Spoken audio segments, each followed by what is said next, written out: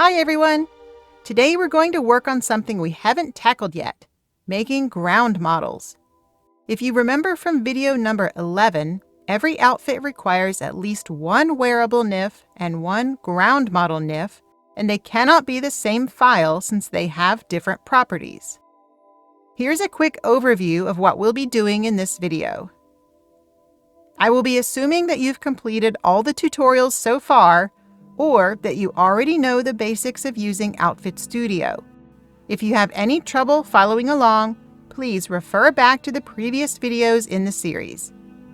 This episode is going to be a bit long, but I wanted to cover some of the most common scenarios you might run into when making ground models for your outfits and accessories.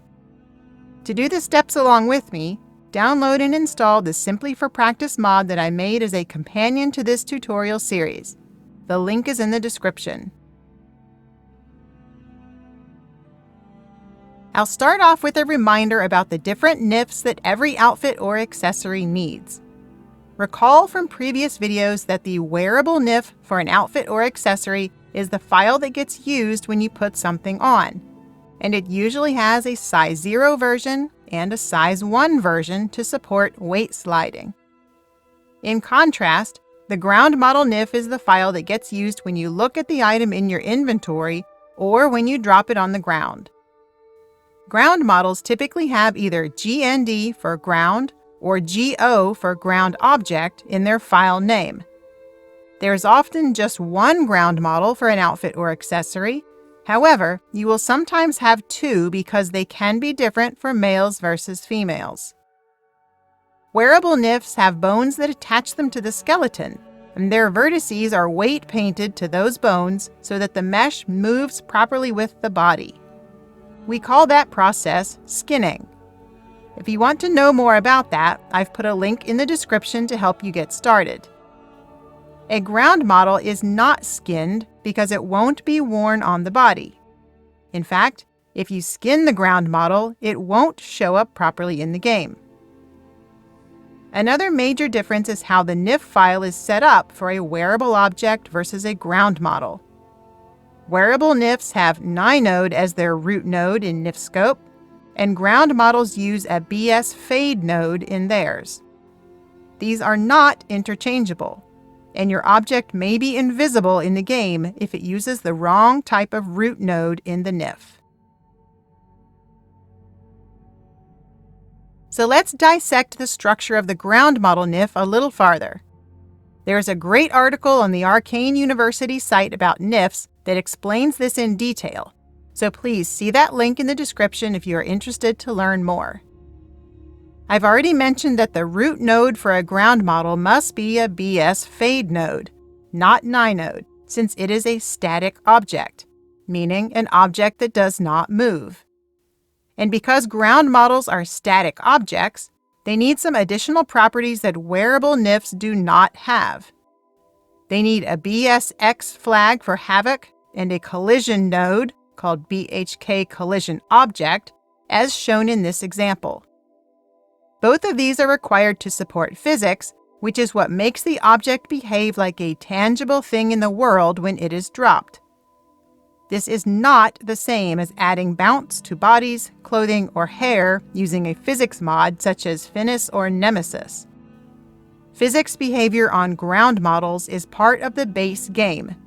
It's included for all ground models in vanilla Skyrim, and it requires no mods whatsoever. Ground models will frequently, but not always, have an inventory marker called BSINV marker as well. This is a block in the NIF that controls how the object looks specifically in the inventory window. So you can make it appear bigger or smaller or rotate it a different direction when viewed in your inventory compared to how it looks on the ground. And finally, just like wearable NIFs, the ground model contains BS tri-shapes or nitri shapes for the 3D meshes. These are very similar to the meshes we've already worked with for the wearable version, with a few notable differences. The vertex description does not contain a skinned flag. There is no BS dismember skin instance block. And the BS lighting shader property does not contain skinned as a shader flag. There may be some other differences depending on how a mod author wants the ground model to appear, but these are the main ones that you'll need to keep in mind. Fortunately, working with 3D meshes for ground models in Outfit Studio is almost identical to working with 3D meshes for wearable NIFs. It's easier, in fact, since you don't have to worry about weight painting. If you know how to use Blender or other 3D modeling software, you can make an entirely different mesh for the ground model. But the method that I'm going to show you is the easiest way to do this. We are going to take the wearable NIF and just turn that mesh into a ground model. We are also going to cheat by using an existing ground model NIF as our template. Generally, I find it works quite well to borrow a ground model NIF for an object that is similar to what I'm making, and then just replace the existing BS tri-shape blocks with the new ones for my outfit or accessory. We'll do a few examples of this so you can see it in action. For our first example, we are just going to tweak the existing ground models for the male and female Archmage robes so they will match the new pouchless wearable versions that we made in previous videos. These NIFs are all going to be used later when we create a simple replacer mod. Unless you had the foresight, which I did not, to extract the ground models when we did this way back in video number 4, we first need to get them from the Skyrim BSA. Follow the process shown in that video to extract both the male and female ground models for the Archmage robes. And you can extract them right into the demo mod just like we did before. Once you have the ground models, load the female version into Outfit Studio. Use the A and D Smart Select keys to mask the pouches. Then invert the mask and delete the vertices. Export the meshes with a new name, such as Archmage Robes F_ground_no pouch. Then unload the project, drag and drop the male ground model into Outfit Studio, and repeat the process. Oddly enough, the man purse thing isn't even part of the ground model, so we don't have to worry about that. After deleting the pouches, export the mesh to a new ground model file, and I'm going to call mine Archmage Robes GND_no pouch. To finish up, have a quick look in NIF Scope at the new ground model NIFs to make sure they look similar to the original in terms of the file structure. BS fade node as the root, inventory marker, BSX flags, and collision. This looks good for the male version.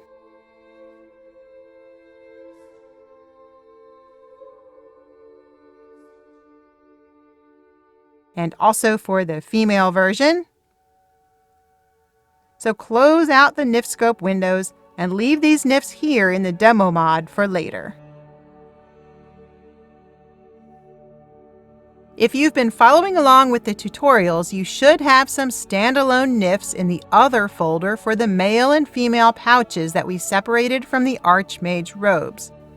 If you did not do that project, that's fine. Just watch and you should get the idea. The easiest way to make a new ground model is to simply take the wearable NIF, change the flags that I noted in step 2, and reposition the mesh. For most worn items, you will also want to flatten and maybe even fold the mesh to make the ground model, because it will look weird if you don't. But sometimes you can use the shape as is, and I think these pouches are a good example of that. So let's turn these wearable pouches into ground models. We will need these later when we get to the video about adding a new object to the game. Drag and drop either the size 0 or the size 1 NIF of the female pouches into Outfit Studio. It doesn't matter which one you choose. Now we need a reference ground model mesh to help us position the object in the right place. Load in any ground model NIF, preferably one that is for a similar type of object. I'm just going to bring in the Archmage Robes ground model, since that's where these pouches came from in the first place. The first step is to unskin our mesh. This removes all the bones and partitions so that the mesh is no longer associated with the body or the skeleton. In Outfit Studio, this is very easy to do. Just go to Edit and select Remove Skinning. Please note that this will remove the skinning from every mesh that we have loaded in here, not just the one that you have selected. Now, when you look at the Bones tab, it will be empty. The Partitions tab may be unchanged here, but that doesn't matter. There won't be any partitions when we export it. Then just use the Transform tool, like we've done in several recent videos, to move the pouches down to where the folded robe lies, and then rotate them so they will lay face up. You might want to toggle the floor on here in Outfit Studio so that you can make sure these are positioned at the floor level and not floating somewhere above it. I'm not going to be too perfectionistic here for the sake of time, but you might want to enlarge these just a little bit. Just don't go too crazy because you don't want them to be unrealistically large when they are dropped on the ground. When you're done, export them as a new NIF. Let's put them in the Simply Close Demo Other folder. And for now, we're just going to give them a temporary name, like Pouch F_GND Mesh, since these are not the final version. The last step is to fix them up in NIFscope. Open up your new unskinned NIF and first make sure there are no bones. If you have bones, go back to Outfit Studio and do the unskinning step again. Then open a reference ground model NIF that is similar to what you are making. Once again, I'm just going to use the Archmage Robes ground model. We're going to use the copy pasting method from video number 6 to replace the robes in the existing ground model NIF with our new unskinned mesh. So select the Pouches BS Tri-Shape that we just exported, hit Ctrl+C to copy, then go to the Robes ground model NIF, select the root node, and hit Ctrl+V to paste. Now just delete the robes mesh by right-clicking on the block, selecting block, and then selecting Remove Branch. Do that for both of the robes meshes. And then use Save As to save the NIF with a new name. I'm going to call mine Pouches F_GND, and that's it. If you want to follow along when we add these into the game, go ahead and do exactly the same process to make a ground model for the male pouches. I'm going to show that here in super speed, but the steps are exactly the same. Bring in a reference ground mesh, remove skinning, then use the Transform tool to reposition the meshes. Since this one has the big man purse thing, we need to do some masking to rotate each side separately. I'm also going to just delete these straps since there is a missing section in the middle and it's going to look weird otherwise. Once we're done, we export the unskinned mesh to a temporary NIF, and then we replace it in an existing ground model NIF and remove the mesh that we don't need, and then save it as a new ground model, just like we did for the female pouches. That's it for these, but I'm going to show you 3 more examples so you get an idea of how you can work with the ground model meshes. The final step of the process in all cases is exactly the same as what we've just done in this step. You choose an existing ground model NIF that is similar to your new item and use that as a template to create your new ground model NIF. Our next example is the gemmed amulet, also from a previous video. And like the example, we will need this for a future project, so I hope you'll follow along. The process is the same as in our last step. But this time we are going to modify the mesh a little bit just for fun, using the Move tool, which we have not worked with yet. First, load in either of our new gemmed amulet meshes from the other folder of the demo mod. If you've been following along, these are called Big Gem Amulet F. And then load in an existing amulet ground model for reference. Remove the skinning, then use the Transform tool to reposition the mesh like the template ground model. Be sure to select both of the meshes if you have separated out the gems like me.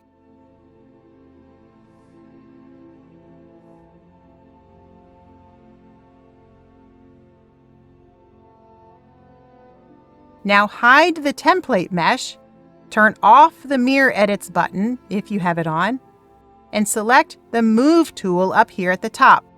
It looks like a circle with 4 little arrows coming out of it. We're going to use this Move tool to change the shape of the necklace so that it looks a bit more like a chain might look if it was dropped on the ground. I'm going to fast forward for the sake of time, but please just pause and take as much time as you want to play around with this. The Move tool is great for positioning parts of the mesh with what we call fall off, meaning that all vertices inside the red circle get moved more or less depending on how far away they are from the center of the action. This Move function only works along one plane at a time, parallel to your current view, so it's great for moving things around side to side like this. Or you can turn your view to the side and move it along the up and down plane if you need to flatten it out a bit. You can also toggle other options over here on the side, so feel free to play around with these. And when that is done, just export this as a new unskinned NIF. Be sure to select both meshes if you have the gem separated out, and then cut and paste this into an existing ground model NIF to make a new one, just like we did for the pouches in step 5. This time I'm going to use the existing amulet ground model as the NIF template, so I copy both meshes over, delete the existing amulet, and then save it as Big Gem Amulet F _GND. After you are done, keep this new ground model here in the demo mod since we will need it for a future project. In this example, we are going to do something that you'll want to do with most of your outfit meshes. If you use the wearable mesh directly as your ground model, it will often look strange on the ground because it will be shaped as if it were still on the body. So it's a good idea to flatten or even fold the mesh to behave in a more normal way. I'm going to use the vest in the other folder for this example. See how odd it looks in the game if you just use the wearable mesh as your ground model mesh? Let's make this look better by flattening the mesh to be more like clothing would behave when you aren't wearing it. Thanks to Outfit Studio's Transform tool, this is really easy to do. Load in the vest, load in a reference ground model, like the top GND NIF, and remove the skinning. Then select the vest, turn on the Transform tool, and reposition the vest like the template. Then hold and drag the green box for the Z axis until the mesh is as flat as you want.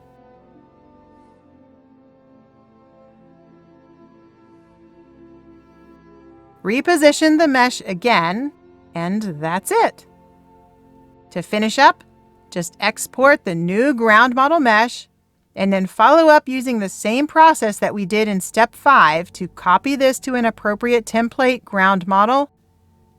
Then delete the original mesh from that template and save it with a new name.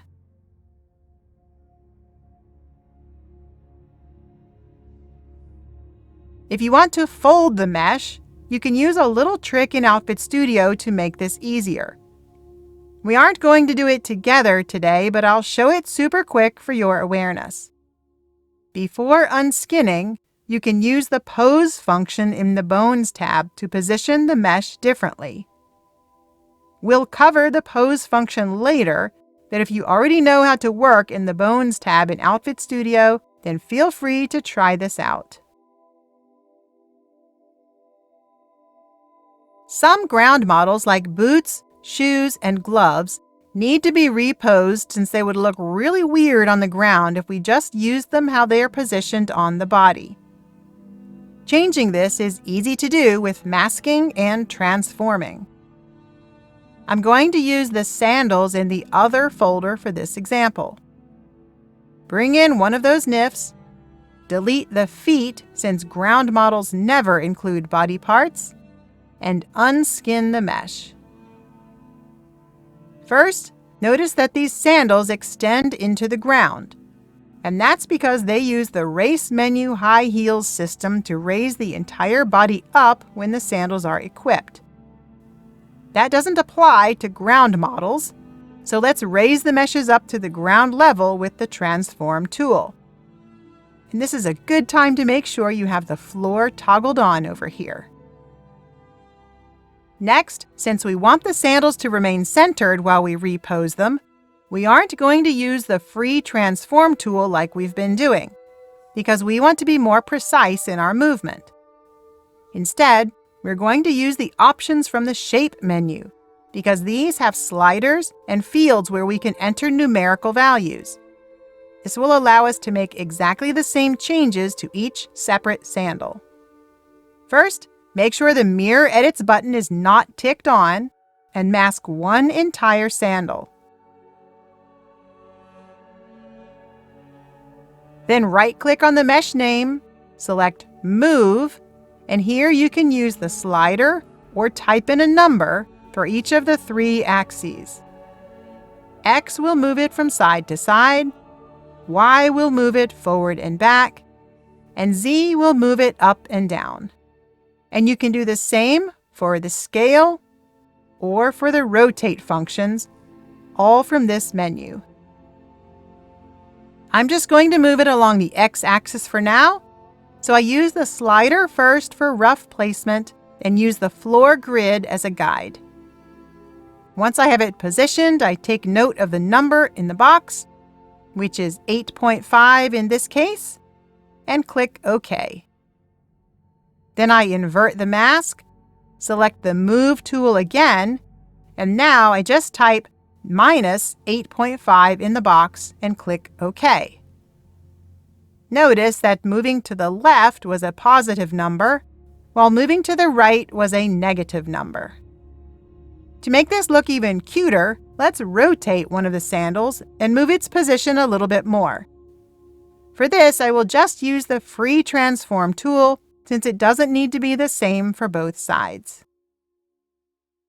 When that's all done, then export the unskinned and repositioned mesh to a temporary NIF. We have one last step here before we copy this mesh into a template ground model.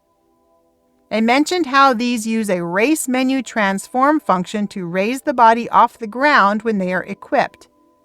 This is done via a NIFloat extra data block called HH_offset. But we don't need that for a ground model. And in fact, NIFscope will be very unhappy if we try to copy this over to a ground model NIF, so let's just remove that block. Right-click on it, select Block, and remove Branch. Now we can continue as normal. Open up an existing ground model NIF to use as a template.